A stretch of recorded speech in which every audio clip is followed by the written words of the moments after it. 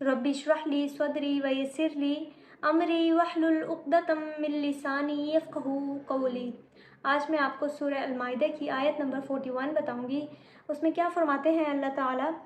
ए रसूलुल्लाह सल्लल्लाहु अलैहि वसल्लम, आप उनका गम न करें जो कुफ्र करने में जल्दी करते हैं, वो लोग जो अपने मुंह से कहते हैं कि हम मोमिन हैं जबकि उनके दिल मोमिन नहीं हैं, और वो लोग जो यहूदी हैं झूठ बोलने के लिए जासूसी करते हैं, वो दूसरी जमात के जासूस हैं जो तुझ तक नहीं आई, बात को उसकी हकीकत से बदल देते हैं, कहते हैं कि अगर तुम्हें ये हुक्म मिले तो कबूल कर लेना, और अगर ये ना मिले तो फिर बचते रहना, और जिसे अल्लाह गुमराह करना चाहे फिर तुम अल्लाह के यहाँ उसके लिए कुछ नहीं कर सकते।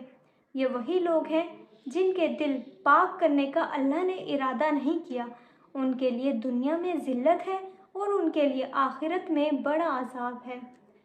ये आयत करीमा एक ख़ास वाक़े की बिना पर नाजिल हुई कि यहूदियों का एक गिरोह नबी पाक सल्लल्लाहु अलैहि वसल्लम के पास अपना एक मुकदमा लेकर आया, और वो ये कि चाहता था कि वो नबी पाक सल्लल्लाहु अलैहि वसल्लम उनका फ़ैसला उनकी मर्ज़ी के हिसाब से करें, यानी वो अपनी मनमानी का फ़ैसला चाहते थे। तो इस बिना पर अल्लाह ताला ने ये आयत नाजिल फरमाई। और वो वाक़या क्या है कि खैबर में यहूदी आबाद थे, तो वहाँ पर एक मर्द और एक औरत ने बदकारी की, तो उनकी जो सज़ा बनती थी तौरात के मुताबिक वो बनती थी रजम करना। अब रजम करना किसे कहते हैं कि इसका मतलब है कि पत्थर फेंकना, यानी वो शख्स जिसने इस तरह का काम किया हो, यानी गुनाह का जो मुर्तकिब शख्स हो, तो उसको उसका जो धड़ है वो ज़मीन में गाड़ कर उसके चेहरे पर इतने पत्थर बरसाए जाएं कि उसकी वहाँ पे डेथ हो जाए, तो इसे कहते हैं रजम करना। तो उनकी जो सज़ा बनती थी तो वो रजम करना ही बनता था, लेकिन वो ये उनको रजम करना नहीं चाहते थे, तो इसीलिए उन्होंने कहा कि हम इसका फ़ैसला नबी पाक सल्लल्लाहु अलैहि वसल्लम से करवाते हैं। अगर उन्होंने ये फ़ैसला किया कि इनको वाकई रजम कर दिया जाए तो हम फिर उनका ये फ़ैसला नहीं मानेंगे, और अगर उन्होंने कोई और फ़ैसला किया तो फिर हम उनका फ़ैसला मान लेंगे। तो नबी पाक सल्लल्लाहु अलैहि वसल्लम ने ऐसा ही किया कि यही सज़ा उनको दी कि इनको रजम कर दिया जाए। तो उन्होंने क्या किया कि वो फ़ैसला मानने से इनकार कर दिया। तो नबी पाक सल्लल्लाहु अलैहि वसल्लम ने उनसे पूछा कि तुम्हारे मज़हब में इसकी क्या सज़ा है? तो उन्होंने बताया कि हमारे मज़हब में इसकी सज़ा 100 कोड़े मारना और उसका मुंह काला करके गधे पर सवार करना है। तो नबी पाक सल्लल्लाहु अलैहि वसल्लम ने दोबारा पूछा कि तौरात में इसकी क्या सज़ा है? तो उस पर उन्होंने दोबारा से वही झूठ बोला।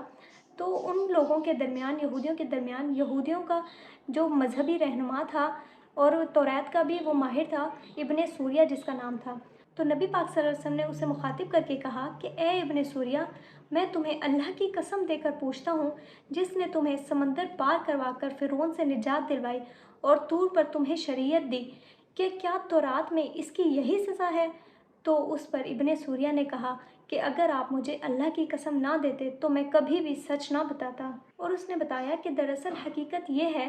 कि तौरात में इसकी सज़ा रजम ही है, मगर जब ज़िना आम हो गया तो जो बड़े लोग थे, मालदार लोग थे, उन्होंने ये कानून बना लिया कि अगर कोई बड़ा शख्स, कोई मालदार शख्स ज़िना करता है तो उसको सिर्फ 100 कोड़े मारे जाएं और उसका मुंह काला करके उसको गधे पर सवार किया जाए, और अगर कोई गरीब या नादार शख्स इस गुनाह का मुर्तकिब होता है तो उसकी यही सज़ा है, यानी रजम। तो जब उन्होंने ये कानून बनाया तो जो गरीब लोग थे वो अमीरज़ादों से नाराज़ होने लगे और इस तरह से लड़ाइयाँ पैदा होने लगी। लिहाजा यहूदियों ने रजम की सज़ा को ही ख़त्म कर दिया और बस यही सज़ा पाई कि 100 कोड़े लगाए जाएंगे और उसका मुंह काला करके उसको गधे पर सवार किया जाएगा, यानी सब के लिए यही सज़ा ही मुंतखब की गई। तो इस तरह से जब ये सारी बात बताई गई, उसके बाद यहूदियों को बोलने की हिम्मत ही ना रही और उन दोनों को रजम कर दिया गया। और साथ ही अल्लाह ताला ने नबी पाक सल्लल्लाहु अलैहि वसल्लम को ये इख्तियार दिया कि आप चाहे उनके दरमियान फ़ैसला करें या ना करें, आपको इस चीज़ का इख्तियार हासिल है, लेकिन अगर उनके दरमियान आप फ़ैसला करें तो पूरे इंसाफ के साथ फ़ैसला करें। वमा अलैना इल्लल बलागुल मुबीन।